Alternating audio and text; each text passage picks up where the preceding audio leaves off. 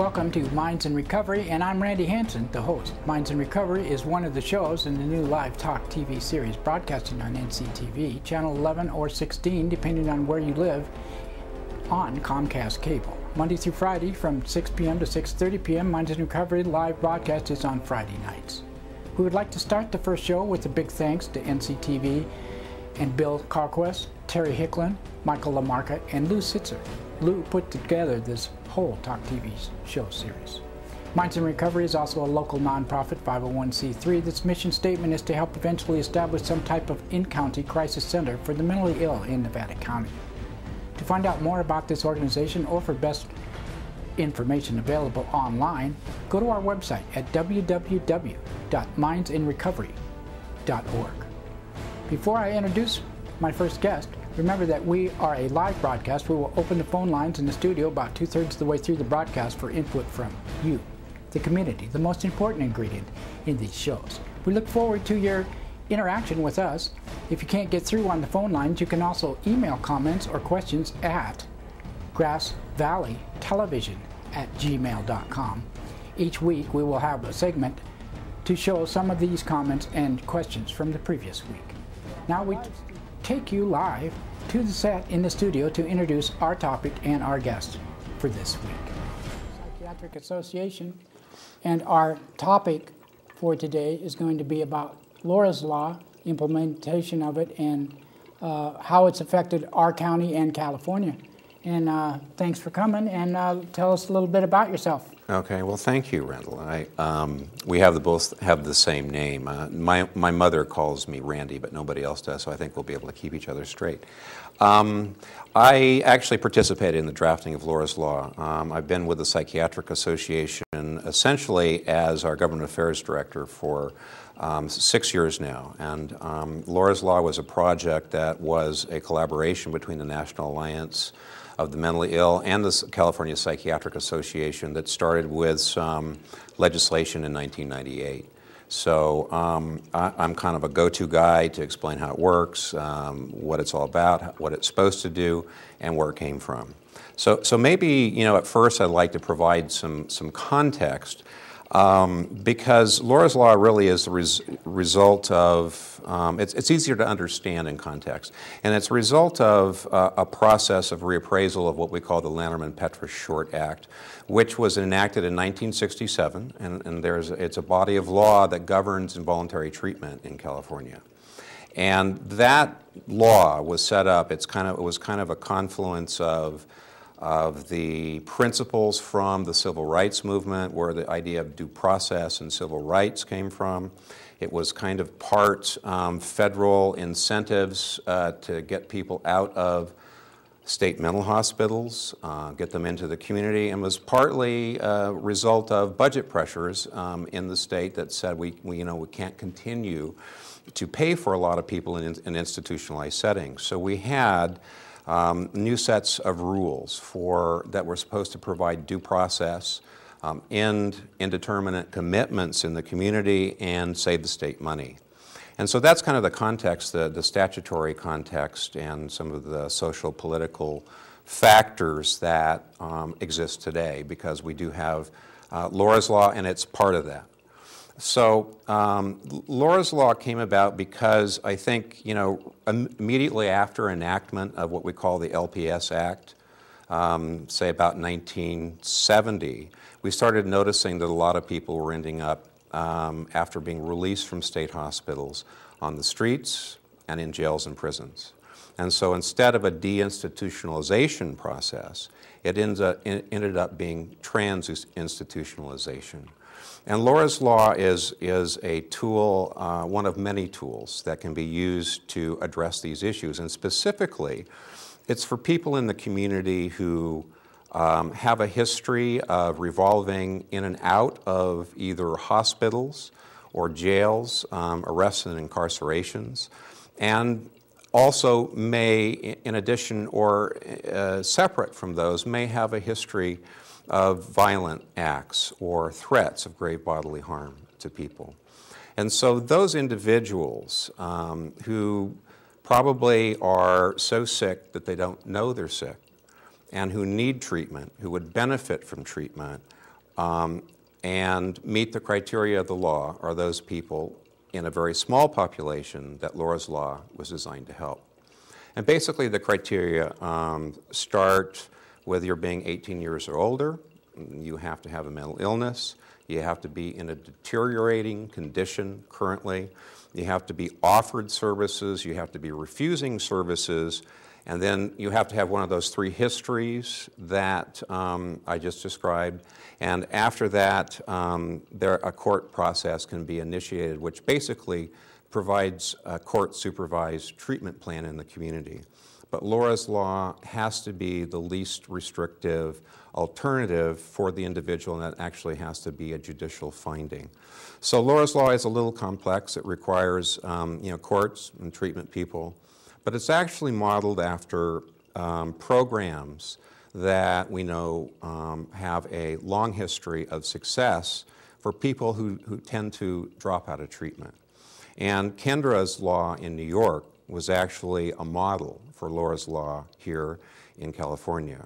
There was also a study in North Carolina at Duke University, and this is really the underpinnings, and it explains, I think, with scientific data why Laura's Law works. Laura's Law provides intensive services, it provides the court supervision, and the study from Duke University said if you do one or if you do the other, in other words, if you put people into court supervision or you give them intensive services, both sets of folks will improve, and the outcomes for those people, hospitalization, arrests, whatever, will decrease. But the unique finding was that if you combine the two for this specific population of people who have psychotic disorders, typically schizophrenia, then those folks who get both the intensive services as well as a minimum of 6 months of court supervision, actually the stats are terrific. There's like a 70 or 80% decrease in violence. In New York City, the first 5 years that they did their Kendra's Law program, there was 100% medication compliance, there was 100% staying in housing, reductions, big reductions in arrests and incarceration, big reductions in hospitalization. Well, I know that when it first became a law, that they sort of stripped out all the funding when it first was passed, and it was really hard for anybody to implement it. In fact, I think LA County was the only one that even tried to begin with, but then Prop 63 came about, and there is, there's more funding in there now, but they haven't changed that a little bit, right? Is that correct? Well, yeah, there was funding. We actually had $350 million in there, which was big pie-in-the-sky stuff. We expected it to be reduced. By the time we got through with the process of having a bill signed, we were in the beginnings of our state's biggest budget crisis, which, as you know, continues today, and so all the money was gone. So yes, only counties like LA could afford to implement it. But fast forwarding, to the Mental Health Services Act, Prop 63, the voters approved that in 2004, and that has provided a stream of funding which actually Nevada County is able to use today to support its own Laura's Law program. There are some conditions on that. It has to be done in a specialized way, but there is funding from the Mental Health Services Act which can support the services within a Laura's Law program. Mm-hmm. And it's interesting because when the state made a determination about how to use these funds, it said really those funds shouldn't be going to courts and they shouldn't be going to law enforcement. We want the funds to be selectively used, and we want it for treatment. We want most of those funds to go to treatment. And so Laura's Law cannot pay for the court costs, it cannot pay for law enforcement or any of the other kind of ancillary services in the law enforcement and court system, but it can pay for treatment. And I understand that here in Nevada County, a program has been up and running for about 6 months. And Laura's Law actually pays for a coordinator, a social worker, or someone who's kind of a case manager who can act as a liaison between the county Department of Mental Health and the courts. And they will deal with anybody who needs mental health treatment, not just people who might be referred to a Laura's Law program, but anybody who actually has court involvement and is under some sort of court supervision and court order. Yeah, it seems like I know that the ACT, or it used to be PACT, program that came through NAMI, that in this county they enacted, well, quite a while ago, about probably 4 or 5 years ago, they brought where they would have people that would maybe go out with law enforcement on certain situations that have a psychiatric background, so that if something happened, that it wouldn't get blown out of proportion and things like that. But I know that because we don't have our own crisis center in county, it's sort of a limited scope of what's able to be done here. Sure. And until someday when we can afford to have some type of in-county crisis center, which is what sort of like Minds in Recovery, which is show's named after, is we've been trying to establish in the county. Yeah. Well, there is no substitute for acute or crisis beds in a county. Every county needs them, and it's really unfortunate that many Northern California counties don't have them.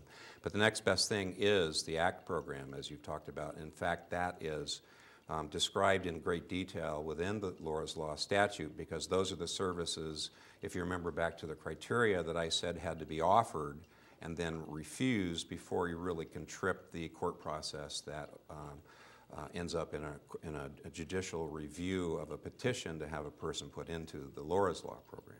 Well, if somebody was local here in our community and they had issues where people knew, already there was warning signs out there, what would you say to somebody out there in our audience? Where do you go? What do you do when that happens? I mean, well, ideally, even counties that are smaller, like Nevada County, could have very small versions of PACT programs, or even just clinicians who are trained in the model. And really, what that model is about is interdisciplinary.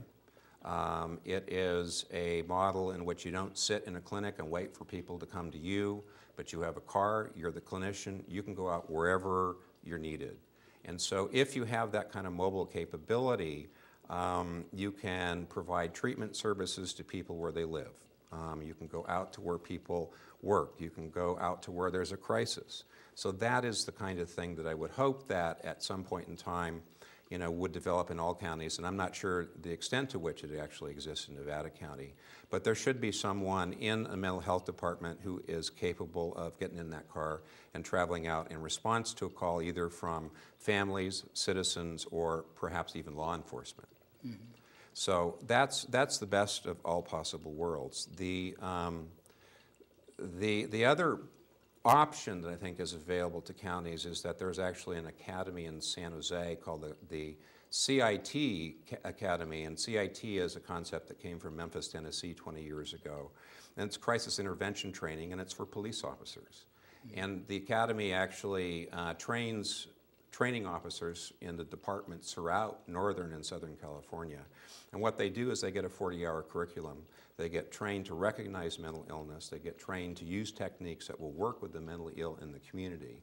Yeah, and they had one of those. They had one here, I know, with the Grass Valley Police Department. I filmed that quite a while ago. Yeah, so that's great. That's terrific. That's really and neat. It really makes a difference that they know how to react, because some situations like what happened here with Laura Wilcox and the fact that it actually happened in our county. And I know it affected almost everybody. It affected everybody that lived here at the time, pretty strong. And it's we would hope that we can change a lot of the different things. I know another thing that Nick and Amanda Wilcox, Laura's parents, are been working really hard on gun control and things like that. And it's just amazing how many guns are out there and things that just. The way our society is, everybody wants their freedom. So yeah, well, it's a sad thing that Scott Thorpe, had access to a gun, but it's even sadder that he really lacked access to those kinds of services that could actually intervene in the trajectory of his behavior and stop incidents like that. And actually, getting back to Laura's Law, that's actually one of the things Laura's Law was designed to do. It was designed really to be early intervention or preemptive, because you're talking about people with a history, a demonstrated history of one sort or another. And if they're in an active state of deterioration, you know that that history is going to repeat itself maybe pretty soon. And Laura's Law is really designed to interrupt that process and provide some structure, provide the intensive services. So people like Scott Thorpe can actually be diverted from future acts of violence. And I think that's the beauty of the program. Well, then I'm going to ask you to pronounce that word. It starts with an A, I know that much. It's for people that have mental illness that once they deteriorate to a point, don't know they have it anymore, and it's just like there's a mental block there. So they can't get treatment if they're voluntarily can't get treatment because they don't think they have a problem anymore. Exactly. And okay. What is that word? It's a Greek word. It's called anosognosia. Oh, that's and it means lack of insight. And lack of insight, it describes the clinical situation, which is so typical. It's actually typical of at least half of the people with the most severe forms of mental illness. And what it is it's not willful inability to recognize something is going on in your life that might be an illness. It's actually brain dysfunction that allows you not to be able to step back, look at yourself, and see that you're in a situation that has, certain features. So that actually, as I said, affects about half of the population with people with the most severe and persistent mental illnesses. There was a study, a national comorbidity study that was done in the early 90s and then again after the year 2000 that actually showed that in households, and they tested households, I think a couple 100,000 households, through a survey method, they found that of the people who had experience with mental illness, about half of them that could be identified as severely and persistently mentally ill actually received services. And interestingly enough, the other half was the half that didn't believe that they needed those services because they didn't believe that they had a mental illness.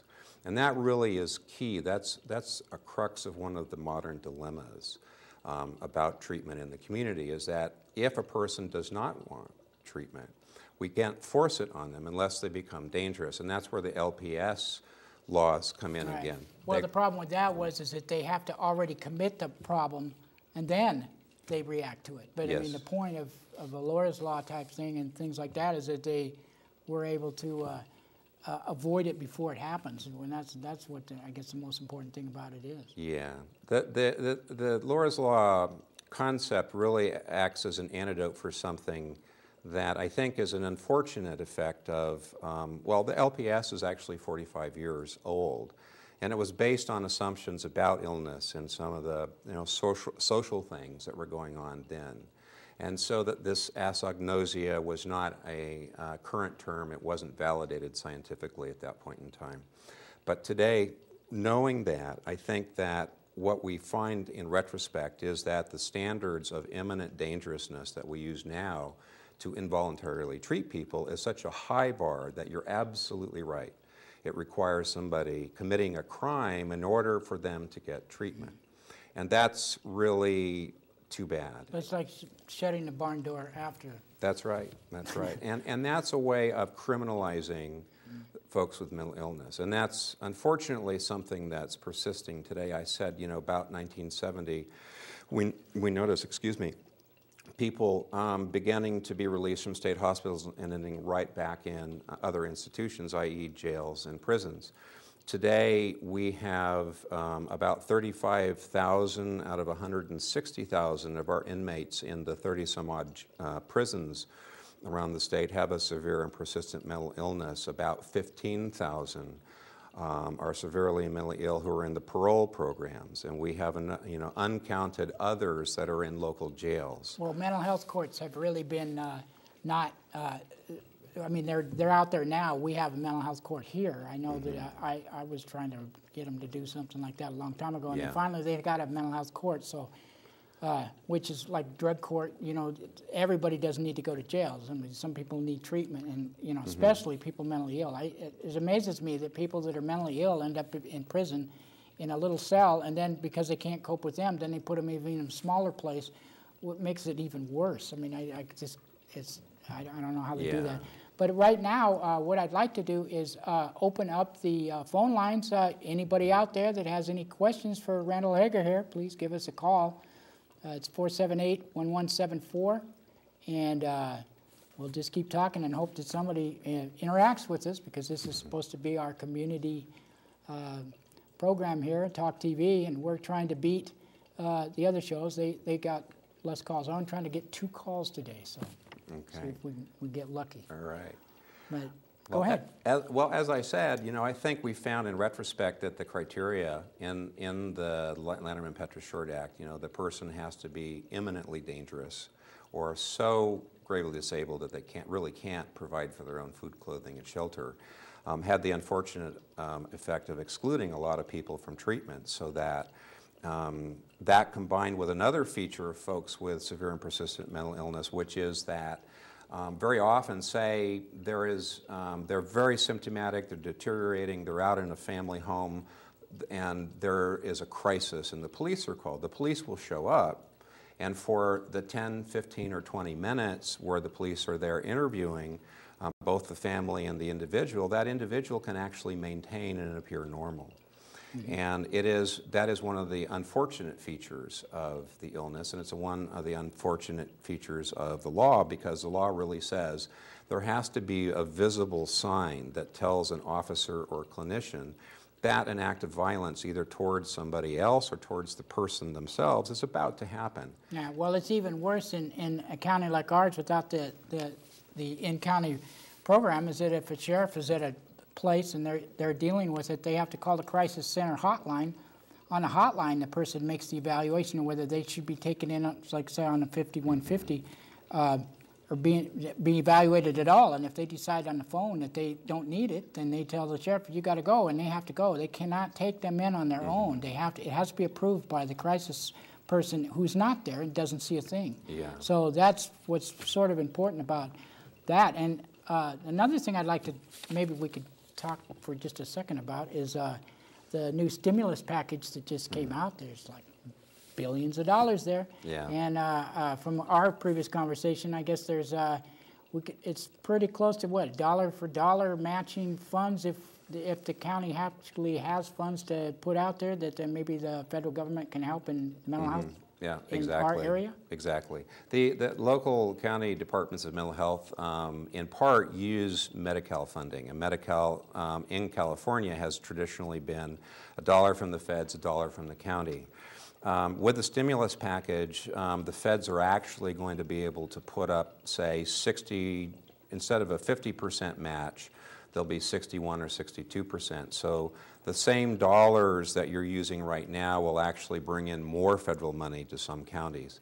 The unfortunate downside of that is most counties have seen budget cuts in the recent year or at the past 2 years, so that they're actually dealing with less funds. So even though there is more money out there to spend in Medi-Cal mental health, that unfortunate with the budget cuts, it really just helps counties stay even.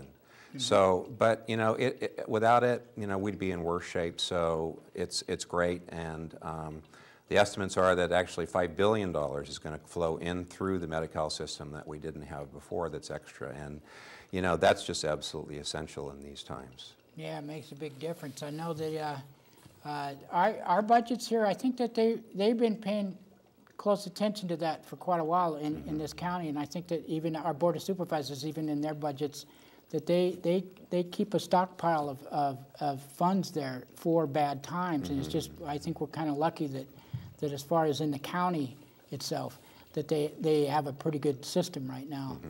And they might be able to put more services out there, because it really makes a difference. Let me insert, in a few minutes we have left, something else. Let's go back to, the ability of somebody to maintain a semblance of normalcy when they're encountered in the community. There was actually a companion law to Laura's law called AB 1424, which took our strict criteria and added to it, which that when an officer or clinician is trying to determine if a person is dangerous, this law said that they must take into account So their medical history, their psychiatric history is now, under the law, pertinent to that. And that does help as a partial remedy to those people in the community who are able to maintain for the few minutes that an officer might be at the house. As soon as the officer leaves, they're floridly psychotic, they may be dangerous. And that's, you're able to circumvent that if you're able to inquire after the history. The history there can tell you that this person probably is sick. They probably have some sort of a violent episode coming, or they may be suicidal. And that does help you make an intervention where before we didn't have that capability. Well, I think that before we go, we're getting about the end of our show here to this first one.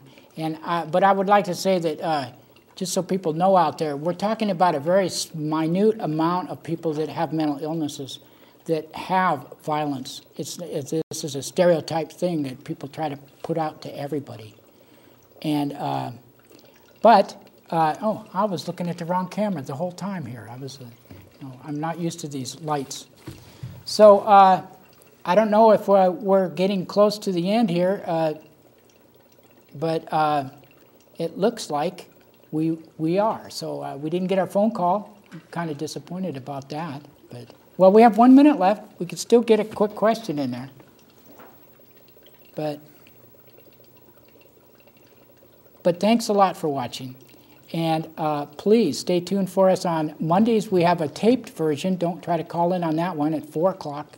And we'll be here at 6 to 6:30 on Friday nights, pretty much for the next 2 months. So tune into the Talk TV series, and thanks a lot for watching.